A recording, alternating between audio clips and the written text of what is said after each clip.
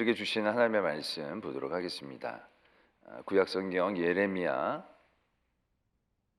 30장 11절의 말씀입니다. 제가 가진 구약성경 1099면에 있는 예레미야 30장 11절의 말씀, 제가 예레미야서 30장 11절의 말씀 봉독드리겠습니다. 이는 여호와의 말씀이라. 내가 너와 함께 있어 너를 구원할 것이라. 너를 흩었던 그 모든 이방을 내가 멸망시키리라. 그럴지라도 너만은 멸망시키지 아니하리라. 그러나 내가 법에 따라 너를 징계할 것이요 결코 무지한 자로만 여기지는 아니하리라. 아멘. 하나님의 말씀입니다. 저는 드라마나 영화가 어떤 시대극일 때 특별히 보지 않는 그런 시대가 있습니다. 구한말과 일제시대의 배경을 갖고 있는 영화나 드라마는 저는 웬만하면 거의 보질 않습니다. 왜냐하면 어떤 이야기든지 간에 그 시대극은 대부분 비극으로 끝나기 때문에 그렇습니다. 최근에도 어떤 드라마가 하나 있었죠. 한 어린아이가 미국에 갔다가 장교가 돼서 구한말에 미국 장교로 우리나라에 와서 있었던 그런 드라마가 있었는데 상당히 재밌는 드라마였었습니다. 근데 전 딱 그 중간까지만 봤습니다. 왜? 중간 이후에는 뻔한 결과이지 않습니까? 그러니까 어떤 개인적이건 어떤 단체건 가문이건 간에 그 시대에만 들어가면 무조건 비극인 겁니다. 제대로 된 그런 역사들이, 우리에게 아주 사이다 같은 역사들이 절대로 있지 않았던 시대였죠. 이스라엘에게도 그러한 시기가 있었습니다. 성경에도 그러한 시기를 다루는 말씀이 있습니다. 그게 바로 예레미야서입니다. 예레미야서는요, 철저히 멸망에 대한 얘기를 하고 계십니다. 이스라엘에게는 구원의 길이 없다. 너희들은 이제 바벨론에게 멸망당하고 포로 끌려갈 거다. 그냥 끌려가라. 이렇게 얘기를 하고 계시는 말씀. 그러나 그 말씀 가운데도 결국은 하나님의 때에 그들을 다시 불러 올리실 것이라는 소망의 말씀도 있지만 그 시대적인 배경은 참 어두운 그런 말씀이 예레미야서입니다. 그 가운데 오늘 우리는 30장의 11절의 말씀을 우리가 오늘 읽었는데요. 30장에도 그 짧은 한 단락 안에도요, 이 예레미야서 안에 있는 그 뜻이 그대로 다 표현되어 있습니다. 예레미야서는 처음부터 끝까지 할 때 결국 이런 구조로 되어 있습니다. 너희들 멸망할 거니까 참아라, 견뎌라, 그리고 다시 구원할 것이다. 그래서 보면 6절에 보면 이렇게 말씀이 적혀져 있습니다. 너희는 자식을 해산하는 남자가 있는가 물어보라. 어찌하여 모든 남자가 해산하는 여자같이 손을 자기 허리에 대고 모든 얼굴이 겁에 질려 새파래졌는가. 그러니까는 어떤 고통을 지금 묘사하고 있는데 그 고통을 묘사하는 가운데 여러분들 이렇게 표현하는 것을 들어본 적이 있으십니까? 해산하는 남자가 있느냐? 남자가 해산하는 여인처럼 허리에 손을 대고 얼굴이 새파래졌다. 이건 다시 말하자면 여태까지 경험할 수 없었던 고통, 상상할 수 없었던 고통, 그런 고통의 시간들이 너에게 임할 것이다라는 것에 대한 아주 강한 비유의 말씀이라는 거죠. 뭐 못에 찌른 듯이 아프다, 뭐 메마른 이 정도가 아니라 경험해 보지 못한 그런 고통, 그런 고통이 너희들에게 임할 것이다라는 예고가 또 이 안에서 시작이 되는 거죠. 그러면서 7절에서도 슬프다 그날이요 그와 같이 엄청난 날이 없으리라. 그날은 야곱의 환난의 때가 되미로다. 이제 그러한 환난을 예고하고 계신다는 얘기입니다. 그런데 이 환난에 대한 예고만으로는 끝나지 않습니다. 결국 하나님께서 그 모든 일들을 통해서 다시금 회복시켜 주시는 것, 포박을 끊고 멍에를 부러뜨리고 다시금 너희들을 잡혀있던 그곳에서 다시금 구원해 낼 것이다라는 그런 이제 소망의 말씀까지도 같이 붙어져 있습니다. 그런 가운데 이제 11절의 말씀이 결론처럼 적혀져 있는데요. 이는 여호와의 말씀이라. 내가 너와 함께 있어 너를 구원할 것이라. 너를 흩었던 그 모든 이방을 내가 멸망시키리라. 그럴지라도 너만은 멸망시키지 아니하리라. 이렇게 우리에게 또 소망의 말씀을 주고 계신다라는 얘기입니다. 근데 말씀이 거기서 끝나지 않습니다. 이렇게 이제 끝을 맺고 있어요. 그러나 내가 법에 따라 너를 징계할 것이요 결코 무지한 자로만은 여기지는 아니하리라. 뭔가 우리에게 소망을 주신 다음에 여운이 서늘하게 끝나는 느낌을 받지 않으십니까? 다른 성경에서 하나님이 너와 함께한다, 두려워하지 말라, 놀라지 말라라는 말씀을 주고 나셔서는 이런 뒤끝이 있는 말씀이 없습니다. 딱 거기에서 우리는 다시금 승리를, 소망을 이제 얻을 수 있는 그러한 말씀으로 대부분 맞춰지는데, 이 예레미야서의 말씀은 거기에서 끝나지 않습니다. 법에 따라 너를 징계할 것이고 결코 무지한 자로만은 여기지 않겠다. 어떻게 이렇게 뒤끝을, 여운을 만드시는지라는 생각들을 해보게 됩니다. 그러면서 우리가 생각나는 어떤 사건들이 있죠. 모세가 정말 하나님 앞에 잘하지 않았습니까? 근데 그 모세가 가나안 땅엔 정작 들어가지를 못합니다. 왜 못 들어가느냐 하면 무리바 목가에서 백성들이 물이 없다고 막 원망을 하니까 하나님이 그 바위를 향해서 물을 내라라고 외치면 물이 날 거라고 말씀을 하셨어요. 근데 모세가 너무 화가 나서, 그때는 백성들이 이게 철이 안 드니까 너무너무 화가 나서 바위를 그냥 2번 내리쳤다는 거죠. 그래서 하나님이 내가 바위를 명하라고 그랬는데 바위를 쳐가지고 내 영광을 가렸다. 그래서 가나안 땅에 너 들어가지 못하게 될 것이다 라고 얘기하셨다는 거예요. 아니 물론 잘못은 했지만 그게 그렇게 큰 잘못일까 싶은 생각이 있는 거죠.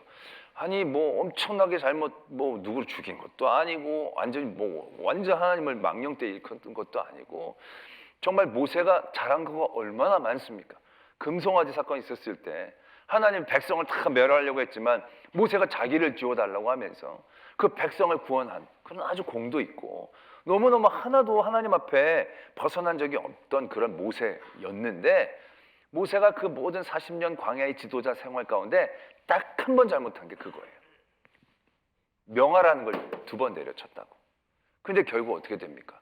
가나안 땅에 앞두고 하나님이 너 들어가지 말라 라고 얘기하신다는 거죠. 아니 그 다음에도 잘한 일 있으면 좀 이렇게 서로 상쇄하고 뭐 이런 거 있잖아요. 유예시키고 뭐 이런 거 있을 텐데, 하나님은 서늘하게 그걸 다 기억하고 계시는 거예요. 그리고 그 값을 치르게 하신다는 거죠. 뭔지 섬뜩한 느낌이 들지 않습니까? 또 다윗이 밧세바와의 죄악을 저지른 이후에 나단 선지자가 와서 다윗에게 이렇게 얘기합니다. 당신은 왜 하나님께서 다 해주셨는데 왜 하나님을 그렇게 경홀히 여기십니까? 당신 집에는 칼이 떠나지 않을 겁니다. 그리고 당신은 남의 아내를 어두운 밤에 빼앗았지만 당신 아내는 백주대낮에 내 이웃에게 빼앗기게 될 것입니다. 이렇게 이제 선고를 내립니다. 그랬더니 다윗이 그 얘기를 듣고 내가 죄를 졌습니다. 내가 정말로 큰 죄를 졌습니다. 죄를 자복하고 인정했더니 하나님이 나단 선지자를 통해 이렇게 말씀하십니다. 네가 회개했기 때문에 너를 용서한다. 그래 너는 죽지 않을 것이다. 그러나 너와 밧세바가 낳은 아이는 죽게 될 것이다. 그리고 그 아이가 죽었습니다. 그러고 나서 시간이 굉장히 오래 지나가는 거예요. 수십 년이 지나갔어요. 근데 결국 그 가정에서 어떤 일들이 벌어지게 됩니까? 제일 큰 암논이 압살롬에게 죽임을 당하는 일이 생기게 됩니다. 또 압살롬이 배반을 해서 아버지가 압살롬을 죽일 수밖에 없는 상황이 이루어진 겁니다. 그 가정에 칼이 끊이지 않게 되어진 상황이 계속된 거죠. 또 압살롬이 반역을 했을 때 예루살렘을 점령하면서 첫 번째로 했던 것 중에 하나가 뭐냐면 다윗이 두고 간 후궁을 자기가 취하는 겁니다. 왜? 모든 백성들에게 나 이제 완전히 아버지랑 등졌다. 나 이제 완전히 아버지 위에 섰다. 그것을 나타나기 위해서 정치적인 퍼포먼스로 그 일들을 백주대낮에 행하게 하는 사건까지 일어나는 거죠. 서늘하지 않습니까, 여러분? 다윗이 죄진 지는 한참 전인데 하나님께서 그걸 끝까지 결국 죄 없다 하시지 않고 죄의 값을 치르게 하시는 사건들이 우리에게서 기억이 되어지면서 이 말씀이 굉장히 서늘하게 느껴지는 거죠.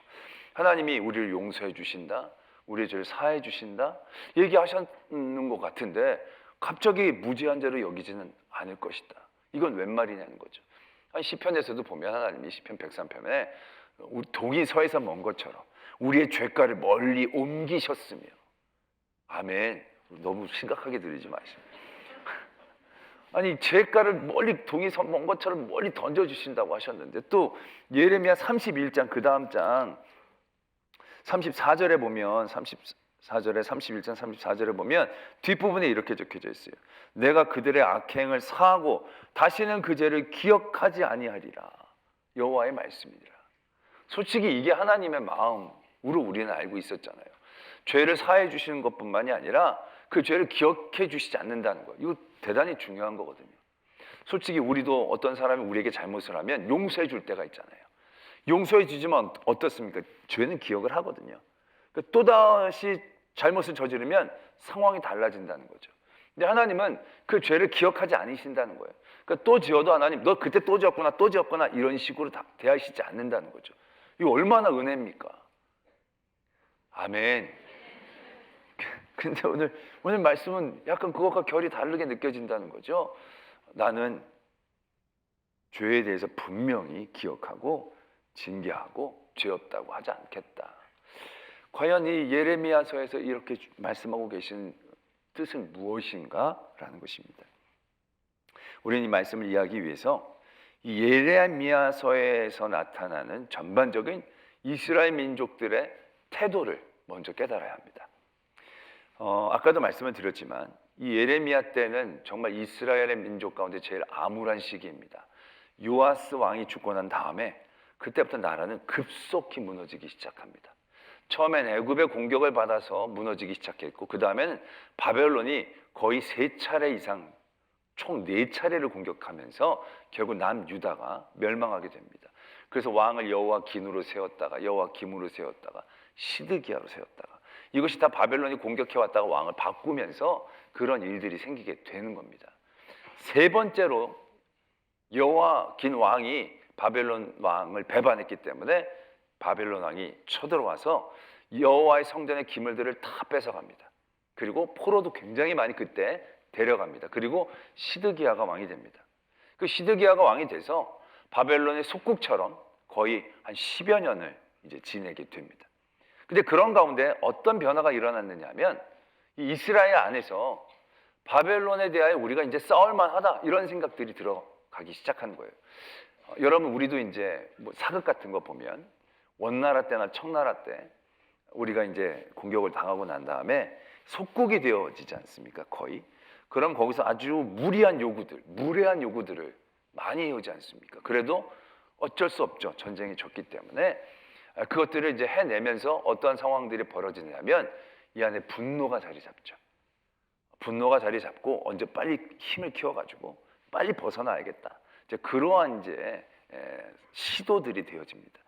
시드기야 때도 그런 시도들이 생겨나기 시작한 겁니다. 더 이상 우리가 이 밑에 있을 수 없다. 그러면서 오히려 그들은 그때 예배도 드리고 회개도 했던 것 같습니다. 그러면서 이들이 이제는 우리가 바벨론과 해볼 만하지 않을까라는 생각을 가지게 된 거예요. 그리고 그 안에 어떤 선지자라는 사람들도 하나님께서 이 멍에를 끊으신다. 멍에를 끊으시고 우리를 회복하신다. 이제 이렇게 선포하기 시작하는 거예요. 그러니까 사람들이 이제 희망을 갖게 되는 거죠. 야, 이제 우리가 해볼 만하는구나. 이제 우리가 저 이방 민족에게 이제 더 이상 이런 서름을 당하지 않아도 되는 거구나 라고 생각하는 거예요. 그러면서 그들이 지금 닥치는 그런 모든 상황과 환경 가운데서 그들의 분노와 억울함들을 막 표출하기 시작하는 거예요. 그 분노와 억울함의 시작은 뭐냐면 아까도 말씀을 드렸듯이 우리는 하나님의 백성 아니냐, 저도 이방 민족 아니냐, 우리 하나님께 예배 드리지 않느냐, 저는 하나님께 예배도 드리지 않지 않느냐. 그러니 이제 우리가 이기는 게 당연하지 않느냐. 왜 우리가 저는 이방 민족에게 이렇게 오랫동안 공격을 당하고 어려움을 당하느냐. 말도 안 된다. 히스기야 때는 아수르도 이겼는데 우리도 할 수 있다, 하면 된다.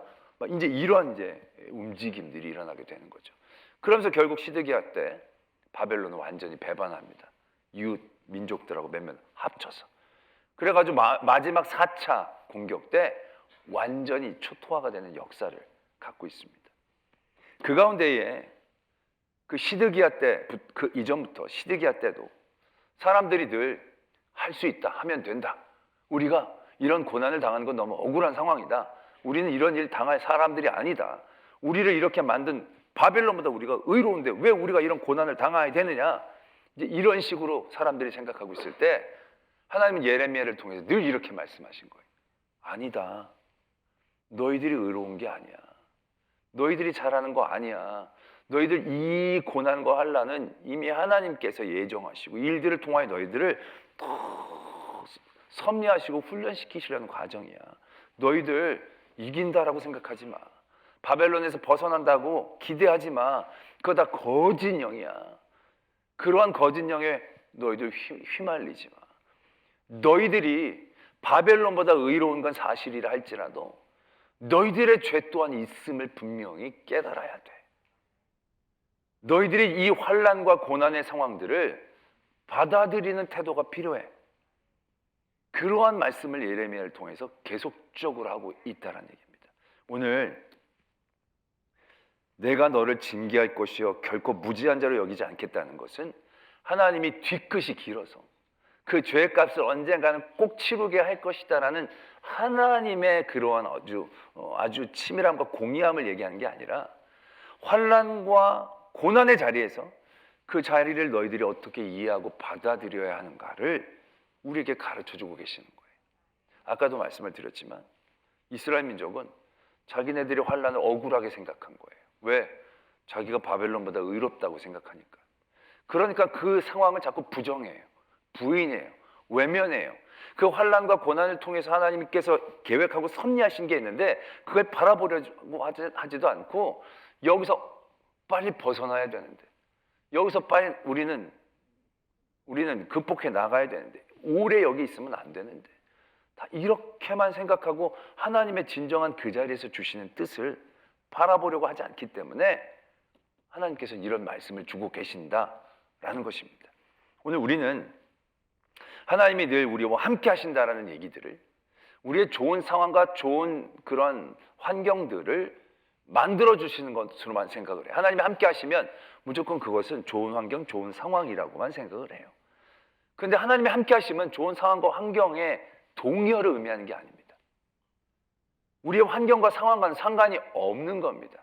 하나님이 함께 하시면요, 좋을 때도 함께 하시지만 우리가 나쁠 때도 함께 하시는 하나님이세요. 우리가 어려울 때도 함께 하시는 하나님이시고, 아니 우리의 고난과 환난의 자리에도 함께 하시는 하나님이세요. 왜? 그 자리에서 하나님은 하나님의 계획과 섭리를 이루어 가시기 때문에. 그래서 우리는 그 자리를 제대로 이해하고 하나님의 계획과 섭리를 제대로 바라봐야 하는데 자꾸 부정하는 거예요. 자꾸 부인하는 거예요. 왜 나에게 이런 일이 있을 수 있습니까? 우리도 그럴 때 굉장히 많지 않습니까? 같이 이제 식구들끼리 모이면 저 예수도 안 믿는 형제가 더 잘 살아. 그럼 되게 그게 억울하잖아요. 하나님, 나는 저 사람보다 예수님 잘 믿는데 왜 우리가 더 가난합니까? 우리가 더 예배 열심히 드리는데 왜 우리 애가 더 학벌이 딸립니까? 뭐 그러면서 괜히 억울할 때가 있잖아요. 괜히 속상할 때가 있잖아요. 내가 저 사람보다, 내가 저 사람 상황보다. 그러면서 자기의 고난과 환난의 자리들을 부정하고 부인하려고 하는 경우들이 적지 않다라는 것입니다. 그러나 이스라엘의 이 포로기는요, 그들에겐 굉장히 치욕스러운 시간들이었지만 전체적인 이스라엘 역사 가운데에서 가장 그들이 신앙적으로 정화되고 집대성되어져서 온전하게 하나님을 믿었던 기간이 이 포로 기간이었다는 것입니다. 여러 신학이 정립이 되고 모세오경이 정립이 되고 그런 것들을 통해서 온전히 하나님을 바라보는 시도들, 그런 시도들이 결국 이 포로기를 통해서 이루어졌다는 것을 우리는 분명히 기억해야 하는 것입니다. 처음엔 그들이 부정했어요. 왜 우리에게 이런 일이, 그것도 이방 민족에게. 말도 안 되죠. 그래서 그들은 금방 속히 회복될 줄로 알았어요. 그래서 먼저 포로로 내려간 사람들은 그 포로로 내려간 곳에서 그냥 허송세월한 거예요. 언제나 이제 돌아갈까, 언제나 바벨론이 멸망할까. 그런데 그들에게 하나님께서 예레미야를 통해서 편지를 보내게 하셨어요. 그 편지 내용이 뭐냐 하면 29장 5절에서부터 적혀져 있는데, 너희는 집을 짓고 거기에 살며 텃밭을 만들고 그 열매를 먹으라. 아내를 맞이하여 자녀를 낳으며 너희 아들이 아내를 맞이하며 너희 딸이 남편을 맞아 그들로 자녀를 낳게 하여 너희가 거기에서 번성하고 줄어들지 아니하게 하라. 너희는 내가 사로잡혀 가게 한 그 성읍에 평안을 구하고 그를 위하여 여호와께 기도하라. 이는 그 성읍이 평안함으로 너희도 평안할 것임이라. 지금 포로로 끌려온 사람들은요, 빨리 이 나라가 망해야 돼요. 망해야 빨리 돌아갈 수 있으니까. 그들의 기도의 제목은 바벨론을 빨리 부끄럽게 해달라는 거예요.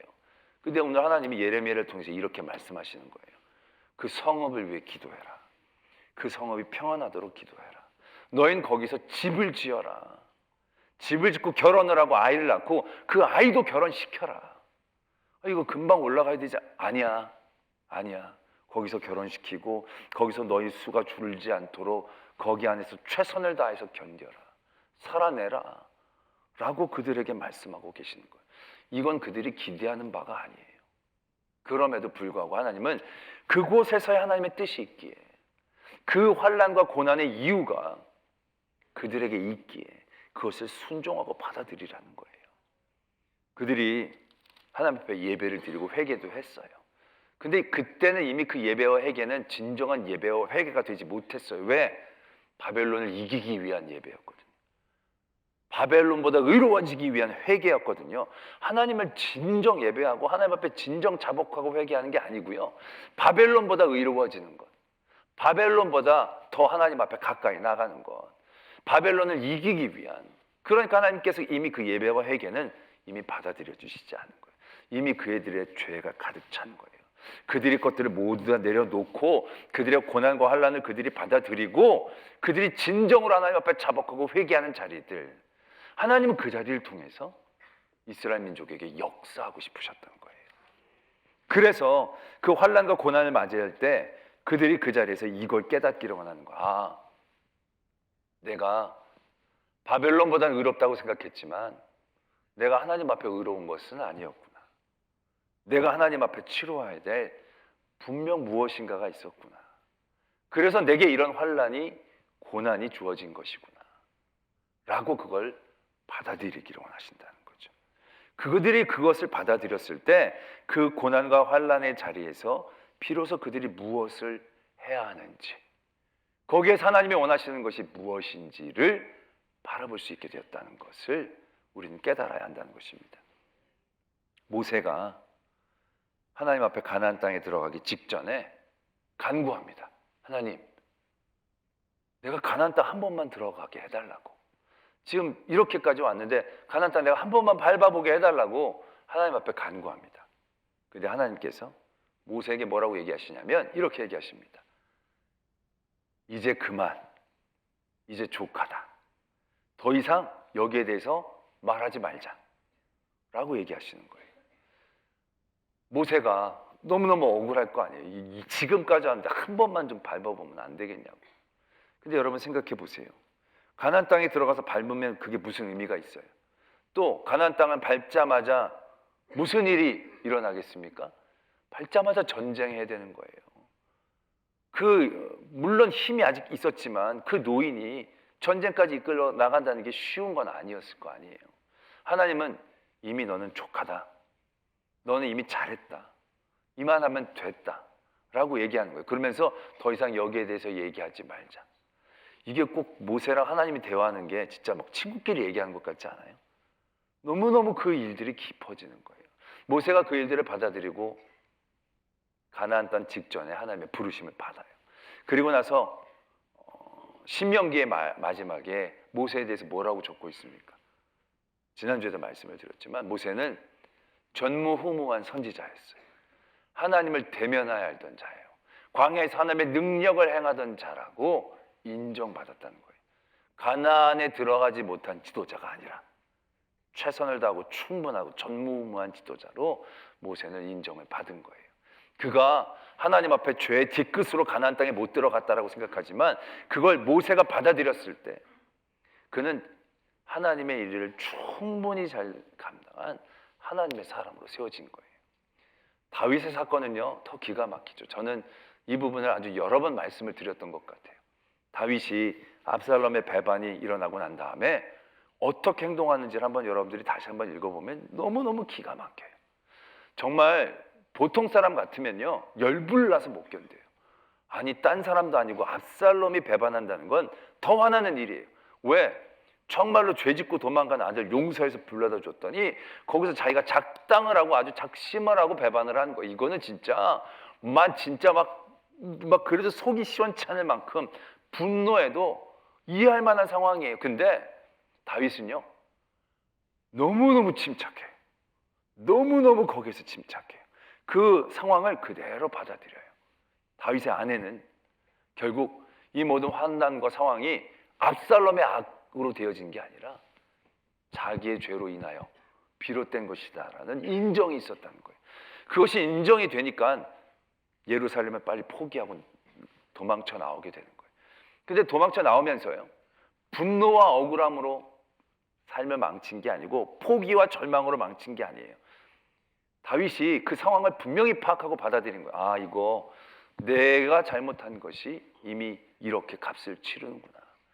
내가 잘못해서 이런 환난과 고난이 닥치게 되었을 때 우리가 행할 수 있는 당연한 행동은 무엇이 되겠습니까? 그건 하나님 앞에 긍휼을 바라는 거예요. 내가 억울하고 분하면 긍휼을 바랄 수 있는 마음이 생기질 않아요. 압살롬을 저주하거나 그 편에 붙은 사람들을 미워하다가 자기 영혼만 갉아먹었을 거예요. 그런데 다윗은 그런 것들을 다 내려놓고 나를 불쌍히 여겨달라고 하나님 앞에 나가요. 시므이라는 사람이 그를 욕했을 때 충분히 그 자리에서 처리할 수도 있었지만 거기에서도 다윗은요, 철저히 깨어있어요. 저 하나님이 시키신 일이면 어떡하겠느냐. 이게 바로 뭐예요? 하나님의 불쌍히 여기심을 받고자 하는 마음인 거예요. 그 상황을 이미 쫙 받아들인 거예요. 그 엄청난 고난의 상황들을 부정하고 외면하고 왜 나에게 이런 일이 이렇게 얘기한 게 아니라 나의 죄에 대한 어떠한 하나님의 반응이구나. 그러나 그 자리에서도 다윗은 하나님을 떠나지 않았어요. 아니, 자기와 함께한 하나님을 인정하고 고백할 수 있었어요. 그럴 때 그가 불쌍히 여겨달라고 얘기할 수 있었고 그 불쌍히 여기심을 다윗이 입었기 때문에 회복할 수 있었다는 사실들을 우리는 떠올려 볼 수 있어야 한다는 것입니다. 오늘 하나님께서는 이 예레미야서를 통해서 우리에게 그러한 깨달음이 있기를 도전하고 계십니다. 하나님과 함께함으로 우리가 늘 시온의 대로만 걷기를 바랍니다. 그러나 그렇지 않을 때도 있어요. 그렇지 않은 이유가 원인이 어디에서부터 오는지는 정확히는 알 수는 없어요. 그러나 우리는 그런 모든 환난과 고난의 자리들 가운데에서 부정하고 부인하고 도망치려고 하지 않아야 한다는 겁니다. 왜? 하나님이 있는 곳으로 찾아가려고 하는 생각을 버리시고 이곳에서도 하나님이 함께 하신다는 믿음을 가지셔야 하는 거예요. 그 믿음 가운데 이 고난과 환난의 자리들 나의 죄로 인함이다 라고 생각하면 우리는 그 다음에 분명히 이렇게 행동할 수 있죠. 저를 긍휼히 여겨달라고, 저를 불쌍히 여겨달라고, 나를 용서해달라고. 그 환난이 사람으로부터 더 악한 이들로부터 올 수도 있어요. 그러나 그 사람에 대한 탓이나 비난이나 억울함에 대한 얘기가 아니라 오늘 이스라엘 백성처럼 왜 우리가 바벨론 이게 아니라 하나님이 바벨론을 사용하시는구나. 이 자리에서 제가 무엇을 하기를 원하십니까? 어떠한 것을 깨닫기를 원하십니까? 그럴 때 하나님이 그 자리에서 진정 깊이 부르짐을 원하시는구나. 진정한 회개를 원하시는구나 라는 것을 깨달아갈 수 있는 거죠. 그러면서 그것을 하나하나 내 삶에 채워나가고 이뤄나갈 수 있는 겁니다. 그러면 그 자리를 통해서 결국 하나님의 섭리와 계획이 계속되고 있음을 우리는 깨달을 수가 있는 것이죠. 포로의 생활이 하나님이 버리신 생활이 아니라 그들을 정금처럼 연단해 주시는 시간이었고, 모세에게 가나안 땅에 못 들어가는 게 벌이 아니라 하나님의 계획과 섭리로 그 리더십을 교환하며 새로운 전쟁을 맞이하는 하나님의 계획과 섭리였고, 다윗도 그 일들을 통하여 더 깊이 하나님 앞에 깨닫고 더욱더 하나님의 성전을 향한 사랑들을 키워나가는 역사들이 계속되어져 가는 거거든요. 우리의 삶의 자리에서 당하는 모든 고난과 환난들 우리는 받아들이기 쉽지 않을 것입니다. 그러나 그 자리에서 우리는 받아들일 수 있는 용기가 필요합니다. 아니, 그 자리에서도 나와 함께 하시는 하나님에 대한 신뢰가 필요합니다. 그 신뢰를 통해서 내 죄를 깨닫게 하시고 내 죄가 없어서 당하는 욥 같은 일일지라도 하나님은 절대로 그냥 우리를 생고생시키시는 분이 아니시기에 그 하나님을 신뢰함으로 그 자리를 받아들이고 그 자리에서 계획하시고 섭리하시는 하나님의 뜻을 바라보고 그것을 온전히 누림으로 하나님의 그 승리, 하나님의 소망을 온전히 누리는 저와 여러분들이 되어지기를 소망합니다. 예레미야 29장 11절에서도 분명히 이렇게 말씀하십니다. 여호와의 말씀이니라 너희를 향한 나의 생각을 내가 아나니 평안이요 재앙이 아니니라. 너희에게 미래와 희망을 주는 것이라. 너희가 내게 부르짖으면 내게 와서 기도하면 내가 너희들의 기도를 들을 것이다. 이렇게 말씀하신 하나님의 은혜를 온전히 누리는 저와 여러분들이 되어지기를 소망합니다. 기도하겠습니다. 오늘 말씀 생각하시면서 불의한 이들로 당하는 여러 고난과 환난들 우리 이해하기 어려울 것입니다. 그러나 불의한 자들, 내가 그들보다 의로워서 내가 고난과 환난 당하지 않아야 되는 이유가 되는 건 아닙니다. 그 고난과 환난에는 하나님 나에게 주신 분명한 계획과 뜻이 있습니다. 부정하고 부인하면 그걸 바라볼 수 없지만 인정하고 받아들이면 그곳에서 하나님의 계획을 바라볼 수 있을 것입니다. 그곳을 좀 더 견딜 수 있는 하나님의 은혜를 만나게 될 것입니다. 그것을 통하여 더욱더 정금처럼 하나님 앞에 세워지는 저희들 되게 하여 주시옵소서. 이러한 기도의 제목으로 하나님 앞에 나가겠습니다. 사랑과 은혜 하나님 아버지, 우리 모두 고난과 환난의 자리에 이해할 수 없지만 그 자리를 이해하게 하여 주시옵소서. 하나님의 시킨 것이 아니라 통하여 하나님 깨닫게 하시고 인도하여 주시옵소서. 더욱더 하나님 만나는 저희들 되게 하시고 붙잡는 저희들 되게 하여 주시옵소서.